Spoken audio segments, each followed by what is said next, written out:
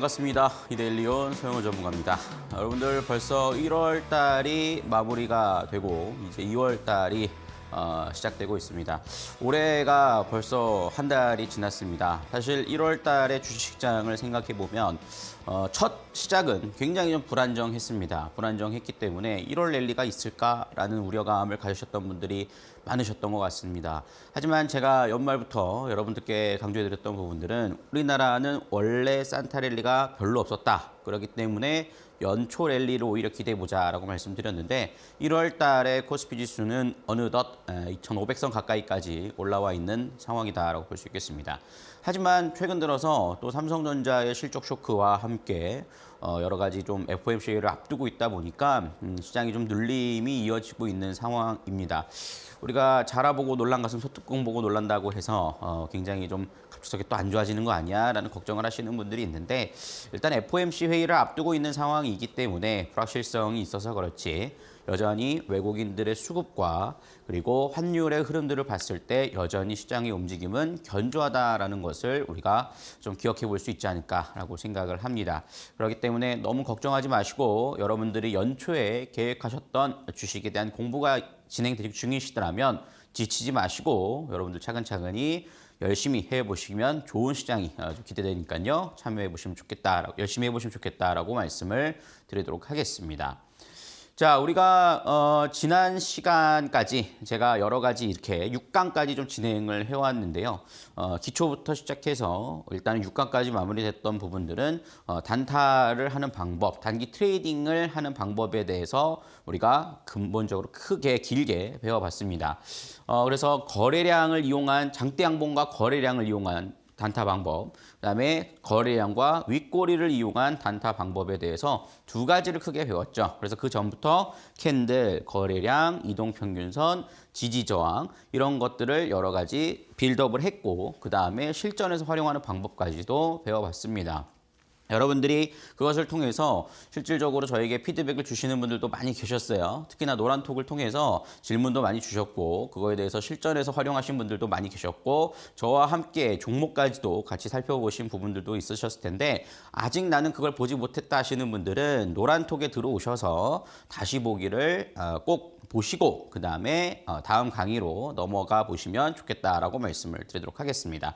하단 QR코드를 스캔하시면 들어오실 수 있는데요.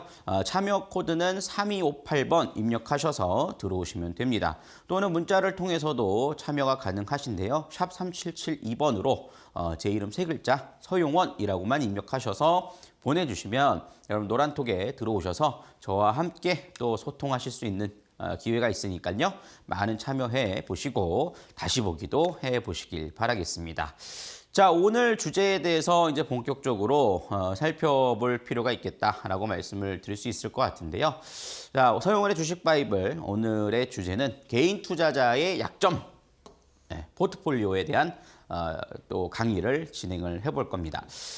포트폴리오라는 것은 사실 어떻게 보면은 굉장히 관가할 수 있는 이슈가 아닌가라는 생각을 합니다. 보통 내가 투자 금액이 얼마 되지 않는데 포트폴리오가 중요한가라는 얘기들을 많이 하게 되죠. 그러다 보니까는 포트폴리오에 대해서는 별로 중요시 생각하지 않고 종목 선정에 굉장히 좀 중점을 두시고 진행하시는 분들이 많으실 텐데 사실 제가 그동안에 앞에서 가르쳐 드렸던 전략이나 이런 기술들도 결국에는 포트폴리오를 제대로 구성하지 않는다라면 리스크, 즉 위험 관리가 되지 않아서 좀 컨트롤이 잘 되지 않고 오히려 손실이 커질 수 있는 그런 독이 될 수 있지 않나라는 생각을 합니다. 그래서 여러분들이 앞에 걸 잘 배우셨다라면 이 7강을 통해서 이제 좀 어느 정도 한 단계 완성을 해나가는 그런 강의가 되지 않을까라고 생각을 합니다. 그래서 여러분들이 오늘 강의 어떻게 보면 조금 어려울 수 있고 좀 지루하실 수 있겠습니다만 여러분들 한번 꼭 배워보시면 좋을 것 같고요. 우리가 또 들어가기 앞서 지난 시간까지 한번 정리해보는 시간들을 좀 가져볼까 합니다. 오늘은 특히나 한번 쭉 훑어보고 그다음에 실전에서 어떻게 활용을 했는지에 대한 부분들까지도 함께 살펴보는 시간들을 가져보도록 할 텐데요. 일단은 우리가 지난 시간에 배운 주제는요. 거래량과 꼬리에 대한 것을 배웠죠. 그래서 이 캔들에서 의미하는 꼬리를 굉장히 중요하다라고 말씀을 드렸습니다. 우리가 항상 강조해드리지만 시작과 종가 요 정도만 이해하고 있고 그다음에 여기가 고가고 여기가 저가다 요 정도만 이해하고 계시는데 이게 중요한 것이 아니라 우리가 이 윗꼬리가 의미하는 바가 무엇이고 아랫꼬리가 의미하는 바가 무엇인지를 명확하게 파악을 해야 된다라는 거죠. 일단은 캔들이 움직였다라고 하는 것은요. 이 자리에서 모두 거래가 이루어졌다라는 겁니다. 그럼 거래가 이루어졌다라는 것은 우리가 항상 잘못 이해하는 경우가 있는데 매수세와 매도세가 있습니다. 그렇지만 결국에는 둘 다 이루어진 겁니다. 누군가는 팔고 누군가는 그것을 샀기 때문에 거래가 이루어진 것이죠. 그렇기 때문에 여기서도 거래가 이루어졌고 매수와 매도가 있었다는 거죠. 누군가는 여기서도 팔았다라는 거예요. 좋지 않게 판단을 했다라는 거죠. 반대로 이 꼭지점의 상단에서도 고가 자리에서도 꼬리에서도 누군가는 싸다라고 인식을 했기 때문에 매수를 했고 누군가는 목표가에 도달했다라고 판단을 했기 때문에 매도를 하는 이런 과정이 이루어졌다라는 거죠. 그만큼 무수히 많은 시장 참여자들이 서로가 다른 생각을 하고 있기 때문에 거기에 의해서 거래가 이루어지는 거고 그것의 결과물이 캔들로 나타나고 거기에서 하단이 의미하는 바가 수익, 그죠? 여기 나와 있죠? 상단이 의미하는 바가 손실이고 매물이다라고 말씀을 드렸습니다. 그러면 우리가 이것을 제가 왜 계속 이 기초 강의를 강조해 드리냐면 우리가 이것을 무조건 외우는 것이 아니라 이해를 하고 있어야 된다는 것이죠. 그래서 윗꼬리가 길게 났을 경우에 어떤 것을 의미하는가 또는 우리가 아랫꼬리가 길게 났을 때 이 캔들이 의미하는 바가 무엇인지를 우리가 직관적으로 판단을 할 수 있다는 것입니다. 사실 뭐 물론 외워서도 우리가 판단을 할 수도 있겠습니다만 우리가 외워서 주식 투자를 잘했다라면 결코 모두가 다 부자가 될 수 있었겠죠. 왜냐하면 외우기만 하면 잘할 수 있다라고 하면 그것만큼 쉬운 게 어디 있겠습니까? 그렇지만 주식에 있어서는 좀 이 흐름들을 이해할 필요가 있고 특히나 주식은 실전입니다.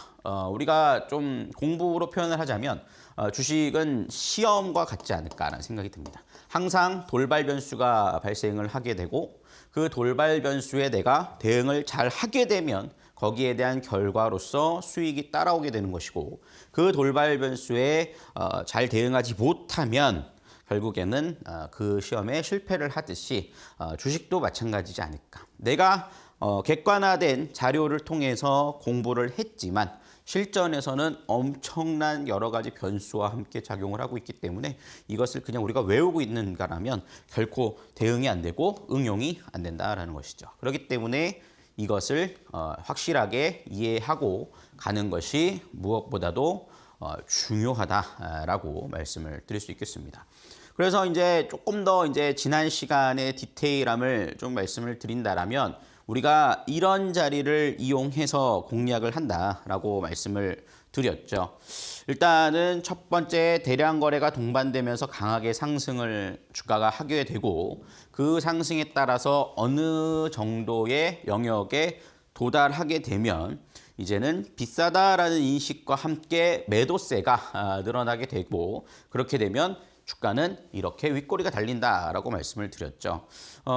이런 것 같습니다. 주식은 연달아 상승하는 경우는 연속적으로 계속 상승하는 종목은 없고 계속 떨어지는 종목은 없습니다.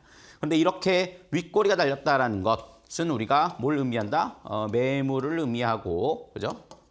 매물을 의미하고 이 윗꼬리가 길면 길수록 다음 날부터 하락하는 자리, 즉 이 하단에서 하락하는 자리를 이용해서 그 공포를 이용할 필요가 있다라고 말씀을 드렸죠. 그래서 그 자리를 이용해서 분할 매수를 해나가면 거기에 따라서 단발성 시세들이 나오는 경우가 있다라고 말씀드렸습니다. 왜 이런 현상이 나타난다라고 했죠?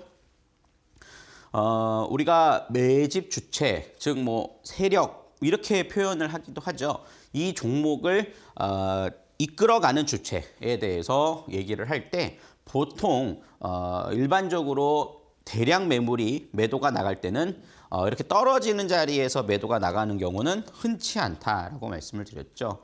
왜냐하면은 이렇게 생각해 보시면 될 것 같아요. 우리가 자금을 엄청나게 주가를 상승시키기 전에 매집을 했어요. 그리고 주가가 상승을 하죠. 근데 그 매집 물량이 많으면 많을수록 절대로 한 번에 다 매도를 못 합니다. 그러면은 그 많은 물량을 내가 고점에서 제대로 팔지 못하면 이 수익은 아무 의미가 없는 거지 않겠습니까? 그러니까 위에서 한번 팔고 그다음에 다시 상승을 시켜서 팔고 그다음에 상승을 시켜서 파는 이런 구조가 나타나게 된다라고 말씀을 드렸죠. 물론 악재가 터졌을 때 갑자기 돌발 악재가 터졌을 때는 급락을 하는 경우도 있어요.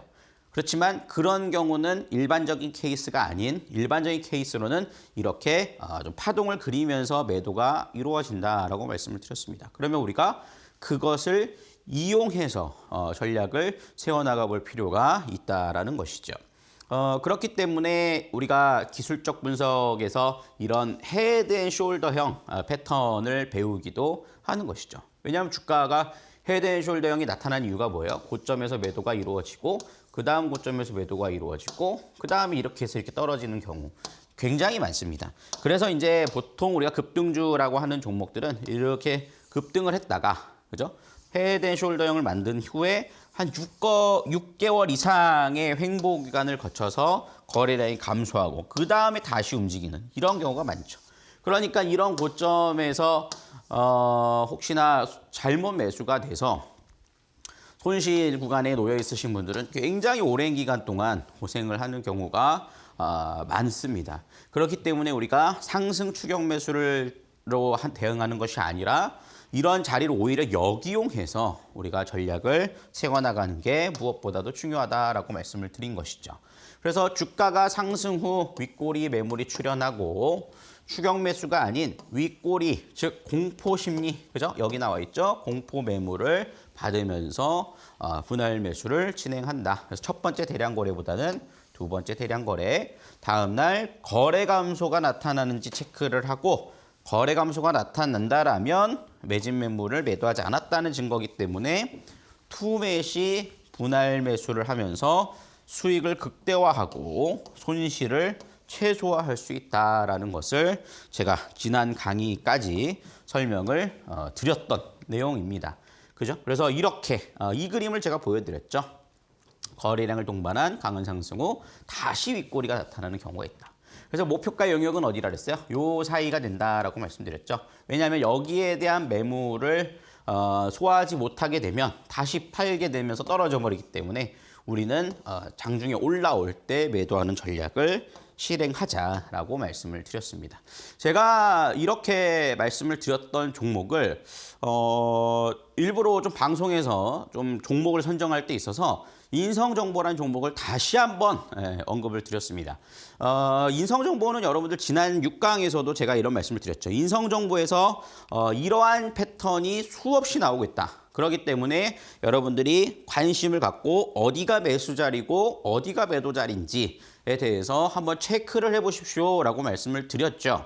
그리고 그 강의가 지나고 제가 이게 어저께입니다. 어저께 이데일리 TV에서 제가 이제 빅머니의 오후 3시에 서용원의 마감 전략이라는 코너를 통해서 이제 종목과 마감 전략을 추천을 해드리고 전략을 세워드리고 있는데 어저께죠. 어저께 1월 30일 날 2,310원에서 제가 인성 정보를 다시 한번 또 관심 있게 보시고 이 자리에서 공략을 해보실 수 있다라고 말씀을 드렸습니다.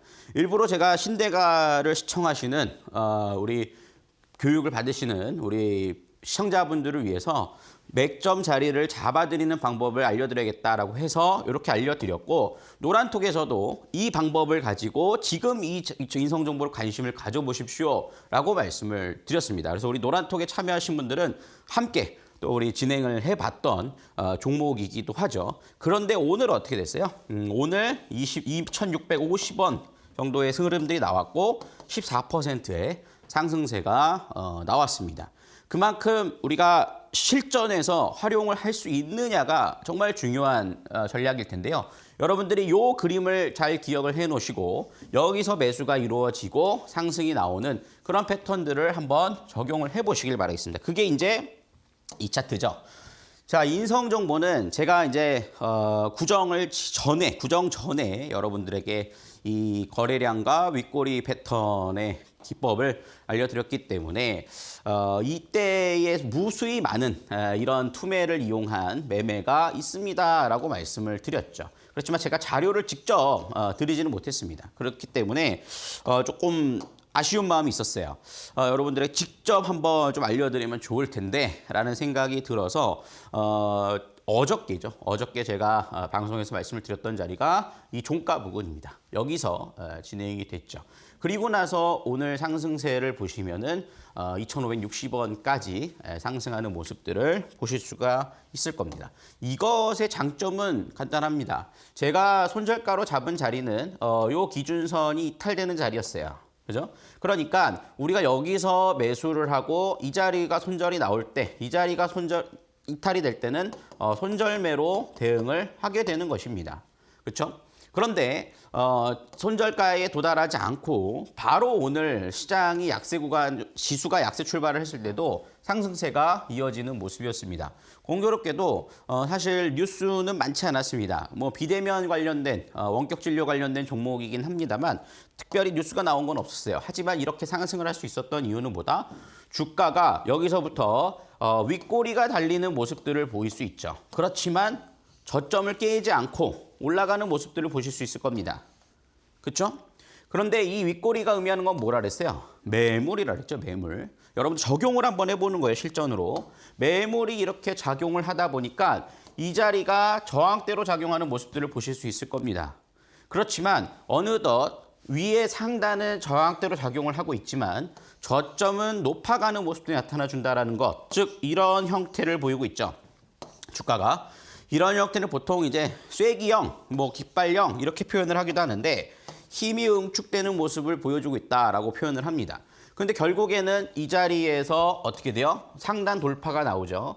그리고 나서 전고점이 여기가 보이진 않습니다만 어느 순간 거래량이 동반되면서 윗꼬리가 달리는 모습들이 나타나 줍니다. 왜냐하면은 이 고점을 매물을 소화를 했지만 여기서 매집된 수급들이 이제는 수익권이 돌아다니까 팔고자 하는 또 매도세가 이어진 것이죠. 그러니까 윗꼬리가 달리고 이 자리에 끝났어요. 그런데 여기서 왜 여기가 매수 자리였느냐라고 생각을 해보시면 이 하단 꼬리를 이탈하는 자리, 즉 여기서 추격 매수가 이루어져서 공포 매물로 작용하는 수급들에 대해서 우리가 다시 한번 생각해보자라는 것이죠. 그러면 공포감에 의해서 손절매가 나오고 하지만 거래량이 감소하는 모습들을 여기서 보여주더라라는 겁니다.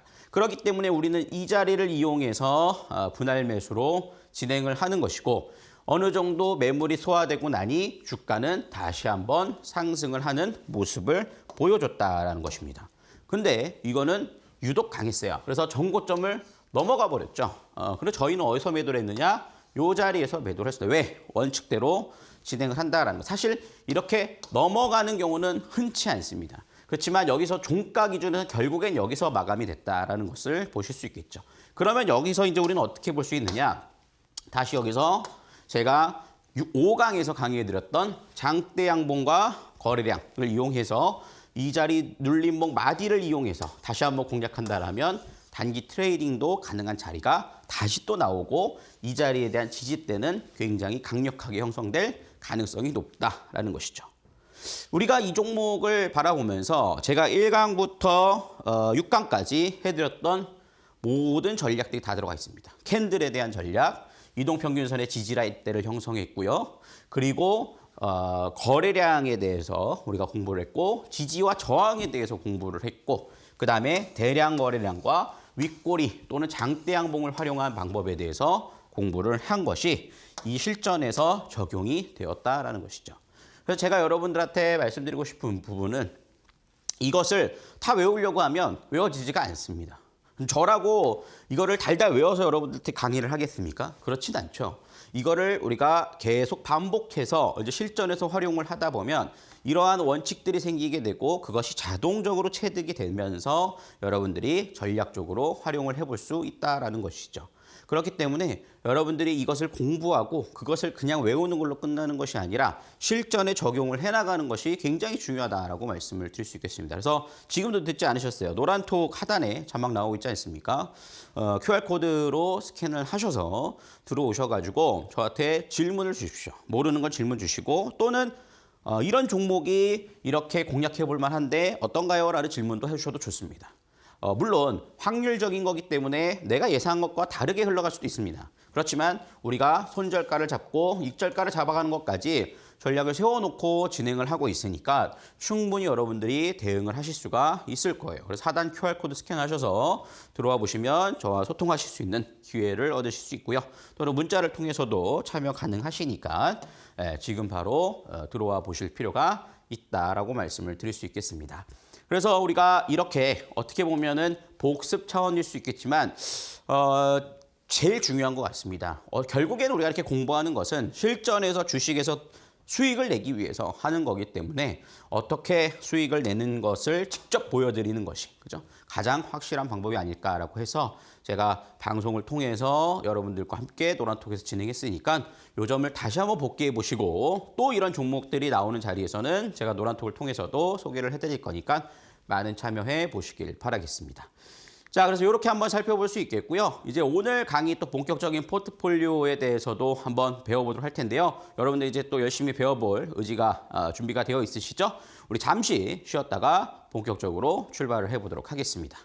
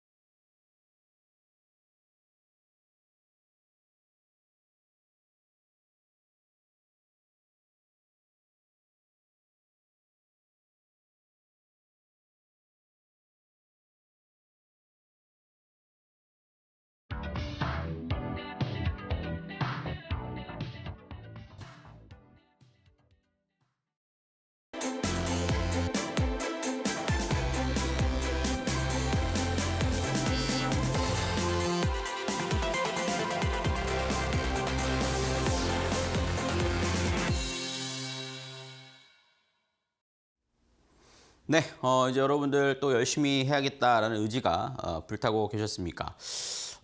오늘은 이제 우리가 직접적으로 단기 트레이딩에 적용하는 건 아니지만 여러분들 한번 배워놓으면 이해하고 계시면 평생 써먹을 수 있는 방법이 아닐까라는 생각이 드는데 포트폴리오에 대한 중요성에 대해서 한번 좀 공부를 해보도록 하겠습니다. 너무나도 유명한 말이죠. 계란을 한 바구니에 담지 마라. 또는 계란을 한 바구니에 담아야 한다라고 두 가지가 항상 팽팽하게 맞서고 있는 상황인데요. 사실 이렇게 보실 수 있을 것 같아요. 이렇게 우리가 작은 시드를 가지고 언제 이렇게 나눠 담아가지고 그죠? 나눠 담아가지고 수익을 만들겠느냐? 그래서 큰 수익을 만들기 위해서는 공격적인 투자를 해서 100% 투자를 해야 된다. 레버리지도 일으켜야 한다라고 생각하는 경우가 많이 있죠. 사실 우리나라는 투자하면은 주식 투자보다는 또 부동산 투자가 더 많이 알려져 있다 보니까 부동산 투자와는 좀 다른 느낌이 있는 것 같습니다. 부동산 투자는 보통 이제 대출까지 일으켜서 즉 레버리지를 일으켜서 하는 경우가 정말 많죠. 그렇기 때문에 거기에 익숙해지다 보니까 주식도 그렇게 해야 되는 거 아닌가라고 생각하시는 경우가 정말 많을 것 같은데 미국에서는 대부분 이렇게 단기 투자를 한다 하더라도 한 바구니에 담는 투자를 하는 경우는 흔치 않죠. 이게 이제 금융교육이 지속적으로 돼 왔기 때문에 이렇게 되는 모습인데 사실 이것이 굉장히 어떻게 보면은 지루하게 느껴질 수 있는 부분이지만 사실상 이 레버리지 효과, 즉 복리 효과라는 것은요. 처음에는 굉장히 미비할 수 있겠으나 이게 포트폴리오의 속도가 붙기 시작하면 굉장히 가파른 속도를 보여주고 안정적인 꾸준한 수익을 가져다 주는 것이 이 포트폴리오이기 때문에 포트폴리오에 대해서 이번 계기를 통해서 내가 지금까지는 그렇게 하지 않았다 하더라도 좀 한번 해봐야겠다라고 한번 의지를 좀 가져보시면 좋지 않을까라고 생각을 합니다. 그래서 포트폴리오는요, 왜 하느냐? 위험 자산을 이기 때문에 그렇죠. 사실 안전자산이라고 하면 우리가 보통 예금과 채권을 들 수 있겠죠. 물론 채권도 중간에 사고 팔면 채권에 따른 손실이 발생할 수는 있습니다. 하지만 만기까지 도래를 하면 원금을 받고 이자를 받는 것이 채권이기 때문에 보통 안전자산으로 분류가 되는 경우가 대부분이고요. 두 번째로는 이제 위험자산 같은 경우는 이제 우리가 잘 알려져 있는 주식, 파생상품, ELS, ELW 등이 있다라고 볼 수 있겠죠. ELW가 파생상품하고 거의 비슷한 구조를 띠고 있고 이제 그만큼 리스크가 더 높은 부분이고 주식하고 ELS 마찬가지라고 볼 수 있겠죠. 근데 ELS 같은 경우도 자산 가격을 한 가지로 측정하는 경우는 없습니다. ELS 같은 경우에는 이제 증권사에서 이제 판매하는 상품 중에 하나인데 이것도 역시 최소 두 가지의 자산을 나눠서 투자를 진행을 하게 돼 있죠. 그만큼 포트폴리오가 구성이 된다라는 것이죠. 그래서 안전자산과 위험자산의 차이는 리스크의 유무다라고 볼 수 있겠죠. 리스크를 우리가 위험이라고 표현을 하지만 실질적으로 본다라면 불확실성이 아닐까라고 생각을 합니다. 그만큼 불확실성이 많은 경우에는 우리가 포트폴리오가 필요하다라고 볼 수 있겠습니다. 그래서 우리가 오늘 배워볼 것의 기초가 되는 것은 이 CAPM이라는 이론을 가지고 제가 포트폴리오 이론을 좀 설명을 드릴까 하는데요. 사실 너무 어렵습니다. 캐피탈 에셋 프라이싱 모델이라고 해가지고 우리나라 말로 하면 자본, 자산, 가격 결정 모형이라고 합니다. 이것은 이제 여러분들이 이제 금융학을 공부를 하시면 이제 기본적으로 배우는 또 포트폴리오 이론이라고 볼 수 있을 텐데 이 마코이츠라는 사람이 이 이론을 가지고 이 포트폴리오 이론을 만들었고 이 포트폴리오 인해서 노벨 경제학상까지도 받은 이 이론이기 때문에 정말 실전에서도 많이 활용을 하는 부분이다라고 볼 수 있겠습니다. 그래서 간단하게 읽어보면 자본시장이 균형 상태를 이룰 때 자본 자산과 기대 수익과의 위험 관계를 설명하는 모형이다. 굉장히 어렵죠. 그래서 여러분들이 이거를 다 이해하실 필요는 없을 것 같고요. 증권시장이 경쟁적이라면 예상 위험 프리미엄은 시장 위험, 그다음에 즉 베타 개수에 따라 비례하고 변화한다 설명하고 자본자산 평가 모델은 개별 종목의 총 위험을 이 두 가지만 기억하시면 돼요. 연관되어 나타나는 위험, 체계적 리스크와 비체계적 리스크로 분류가 된다. 그래서 시장과 상관없이 나타나는 위험은 분산 투자에 제거될 수 있다고 본다라고 나와 있죠. 이게 굉장히 어려운데요. 이거를 제가 이제 좀 쉽게 여러분들한테 풀어 쓸 거고 꼭 이거에 대해서 설명을 하지는 않을 겁니다. 이거를 토대로 우리가 이제 실전에서 어떻게 활용을 하는 게 중요한 것인가를 공부해 보도록 할 겁니다. 자, 그래서 그러기 위해서는 리스크라는 것을 우리가 좀 이해할 필요가 있는데 위험이라고 해석을 하지만 불확실성이 맞다라고 볼 수 있겠습니다. 왜냐하면 여기 뭐라고 나와 있어요? 예측하지 못한 어떤 사실. 이게 이제 불확실성이라고 하는 거죠. 그래서 금융기관의 자본이나 수익에 부정적인 영향을 끼칠 수 있는 잠재 가능성이라고 하죠. 그래서 데인저와는 다른 개념이다라고 말씀을 드릴 수 있겠죠. 우리나라는 위험이라고 하면 이게 데인저와 리스크가 나눠져 있지는 않죠. 근데 영어로는 이제 데인저와 리스크가 나눠져 있는데 리스크는 적절히 관리할 경우 그에 상응하는 보상이 제공이 된다. 그래서 우리가 굉장히 유명한 말이죠. 하이 리스크, 하이 리턴. 우리가 그만큼 위험성을 감수하면 그만한 수익이 따라주고 그것을 감수하지 않으면 그만한 수익이 따라주지 않는다라는 것을 표현하죠. 그래서 보통 이렇게 보시면 되겠습니다. 단적인 예로 파생 시장도 들 수 있겠습니다만 여기서 파생 상품을 투자하시는 분들 많지는 않으실 거예요. 그렇기 때문에 좀 더 쉽게 설명드리면 ETF를 설명드릴 수 있죠.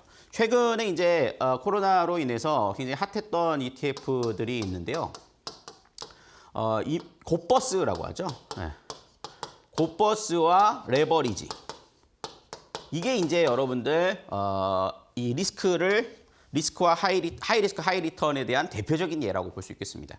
우리가 인버스라고 하는 것은 지수가 1% 상승할 때 수익 1% 손실이 나는 구조고 지수가 1% 하락할 때 수익이 1% 나는 구조를 가지고 있는데 이것이 너무 변동성이 작다라는 것이죠.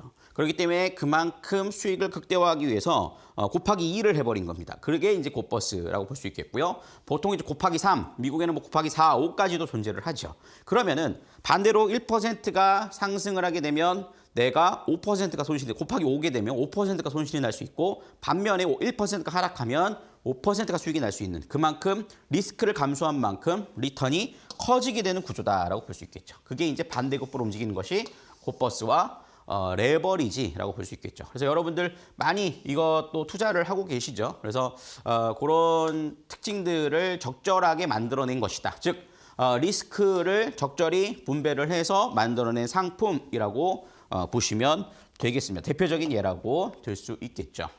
그런데 여기 이제 CAPM 이론에서 리스크를 두 가지로 분류를 했어요. 그래서 어떤 두 가지 리스크가 있느냐? 첫 번째는 체계적 리스크라는 것이 존재를 하고요. 두 번째는 비체계적 리스크라고 하는데 이렇게 말하면 너무 어려워요. 그래서 쉽게 말하면 시장 위험이라고 보시면 되겠습니다. 체계적 리스크는. 그래서 쉽게 말해서 이런 거죠. 뭐 FOMC 회의에서 0.25% 금리 인상을 할 줄 알았는데 뭐 0.5% 또는 0.75% 금리 인상을 했다. 이거는 시장의 리스크죠. 그죠? 왜냐면은 아무래도 금리가 올라가게 되면 위험 자산보다는 안전 자산을 선호하는 현상이 높아지게 되고 그렇게 됨으로써 금리가 많이 올라갈수록 주식시장에는 위험으로 작용을 하기 때문에 이런 것이 이제 리스크라고 볼 수 있는데 FOMC라고 하는 것, 즉 시장의 전체적인 시장에 영향을 미치는 위험이다라는 것이죠. 그런 것들이 이제 보통 체계적 위험이다라고 볼 수 있겠습니다. 대표적으로 이제 최근에 있었던 체계적 위험이라고 한다라면 뭐 코로나도 예를 들 수 있겠죠.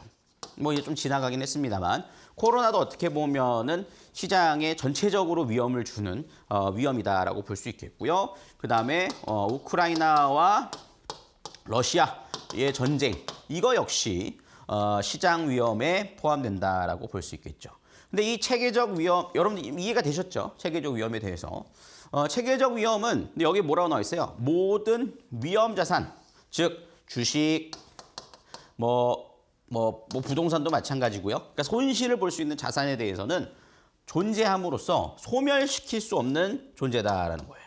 네.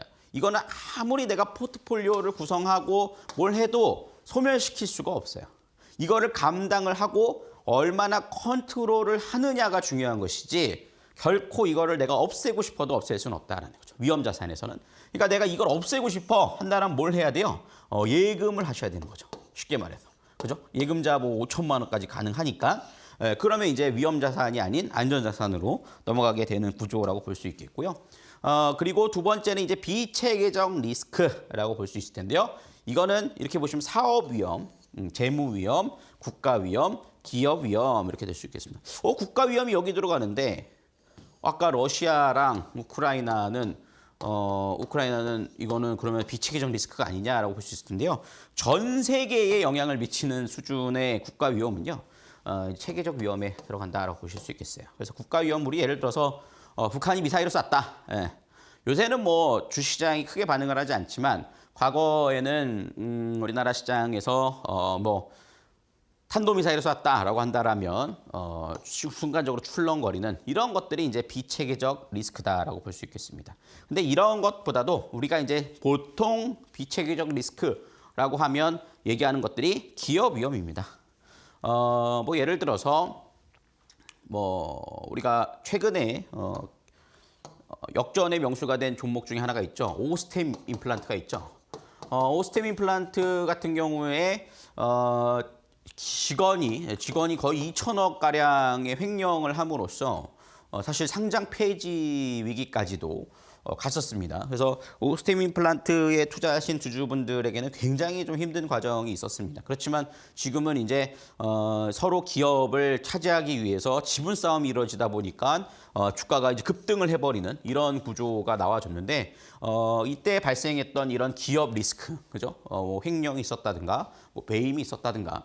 또는 뭐 대주주가 변경이 됐다라든가 뭐 이러한 것들 또는 실적이 안 좋아졌다라든가 뭐 이런 것들도 재무 위험, 그죠? 사업 위험, 그다음에 기업 위험이라고 볼 수 있겠죠. 과거에 이제 뭐 그런 것들을 좀 볼 수 있겠고요. 여기서 이제 보면 개별 자산에 발생하는 위험으로 시장 전체와는 무관한 리스크다라고 볼 수 있겠고요. 이러한 것들은 분산 투자, 즉 포트폴리오를 구성함으로써 제거할 수 있다라고 볼 수 있겠습니다. CAPM에서는요, 여러분들 구체적인 정확하게 이제 말씀드리면 CAPM은 시장 수익률과 채권과의 관계를 가지고 계산을 하기 때문에 이러한 CAPM의 리스크 관리에 이것을 제로로 만들어서 2분의 1로 줄이는 방법의 수식을 좀 만들어내지만 사실 이것을 직접 활용한다라는 것은 개인 투자 입장에서 쉽지 않은 일이고 어쨌든 그래도 이 두 가지 리스크가 나눠지고 분류를 하고 우리가 매매를 할 때 지금 나타난 리스크가 체계적 리스크냐 아니면은 비체계적 리스크냐에 대한 것을 구분함으로써 포트폴리오 구성하면 훨씬 더 수월하게 포트폴리오를 구성할 수 있다라고 볼 수 있겠습니다. 그래서 우리가 포트폴리오에 대한 구성 방법에 대해서 제가 말씀을 좀 드리면요. 첫 번째 사례와 두 번째 사례가 들 수 있습니다. 우선 첫 번째 사례는요. 한 종목당 비중 100% 매매. 요거는 이제 그냥 쉽게 말해서 우리 몰빵했다 라고 표현을 하죠. 몰빵을 했을 경우 어떻게 되느냐. 체계적 리스크와 비체계적 리스크가 둘 다 존재한다라는 것이죠. 그러니까 그 기업과 내 투자 수익률이 동일하게 가버리는 경우가 되는 거죠. 그래서 뭐 지수가 빠질 때도 같이 빠져버리고 그 기업에 문제가 생기면 같이 떨어지는 이런 구조를 갖고 있다. 그러면은 위험이, 즉 리스크가 훨씬 더 증가를 하게 됩니다. 물론 그만한 리턴도 더 증가를 하게 되긴 합니다. 그렇지만 우리가 주식 투자에 있어서 가장 우선돼야 되는 것은 리스크 관리예요. 리스크 관리. 왜냐하면은 내가 위험 관리를 잘못해서 손실을 보게 되고 손실로 인해서 시드머니가 없어지게 되면 다음 투자, 넥스트라는 것은 없기 때문에 위험이 우선돼야 된다라고 말씀을 드릴 수 있겠습니다. 그리고 근데 반대로 우리가 동일한 비중의 포트폴리오를 구성하게 되면 체계적 리스크, 요거는 절대 없앨 수 없다 그랬죠.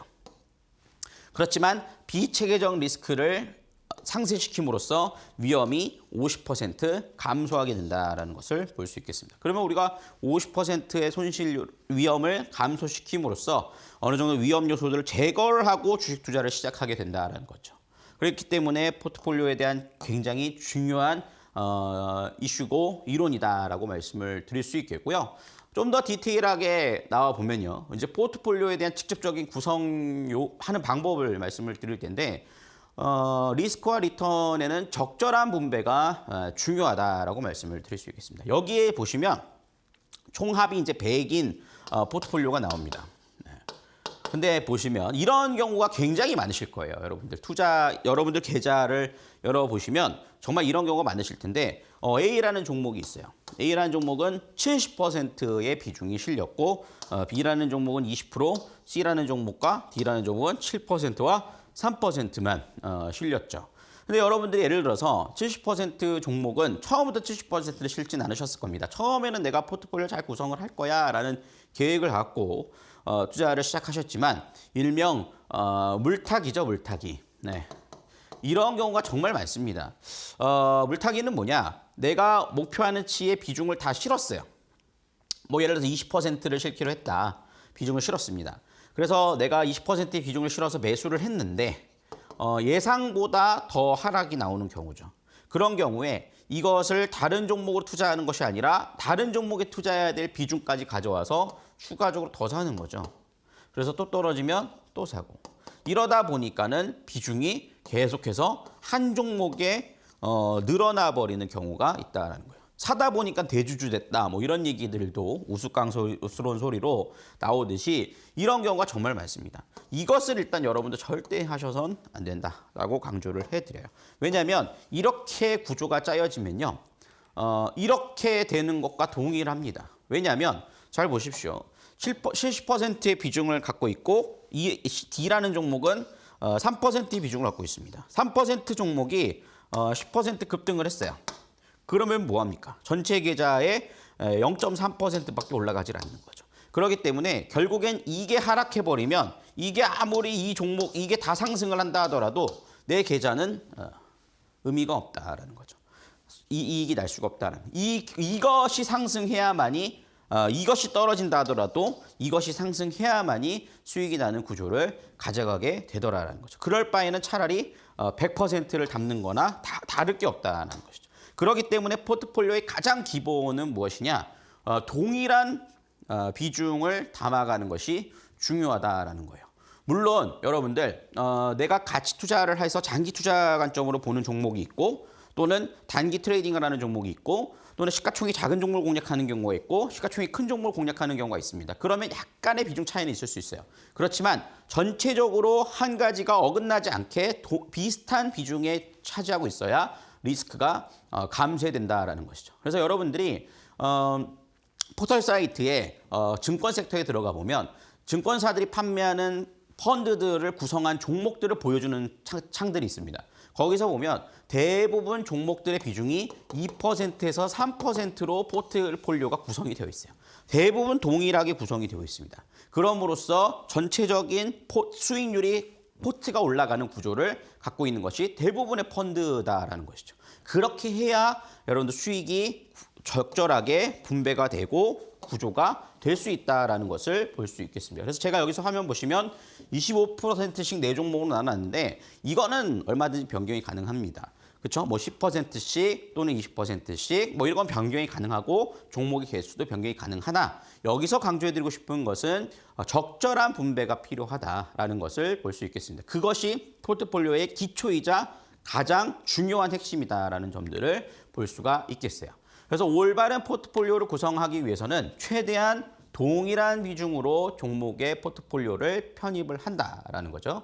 그렇지 못하면 비체계적 리스크의 소멸이 되지 않기 때문에 나의 위험은 50% 증가하게 된다라는 것이죠. 이게 수치적으로 계산이 가능하다라는 것이죠.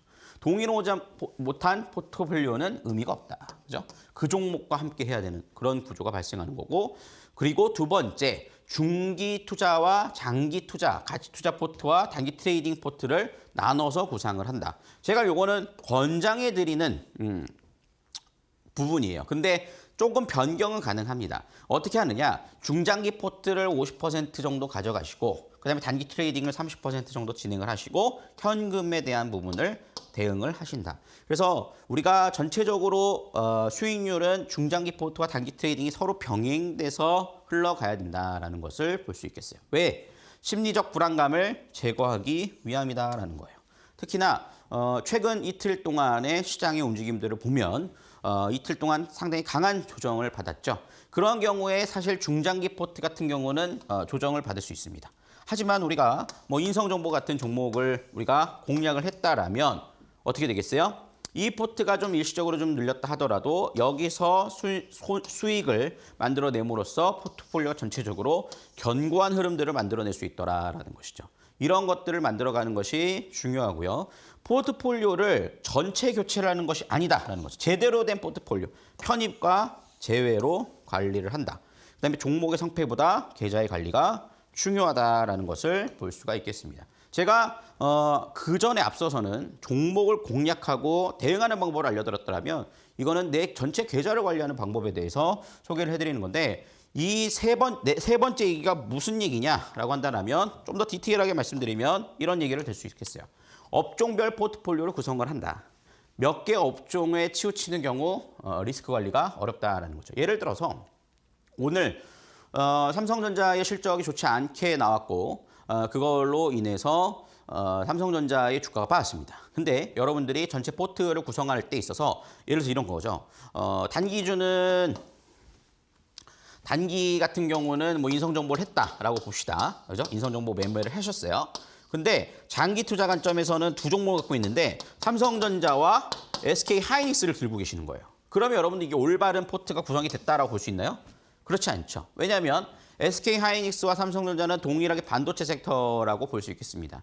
그렇기 때문에 이것을 여러분들이 두 종목을 이렇게 갖고 있으면 이거는 포트가 구성됐다라고 볼 수 없죠. 같은 동일한 업종을 두 개 갖고 있는 것은 한 종목을 갖고 있는 거의 다름이 없습니다.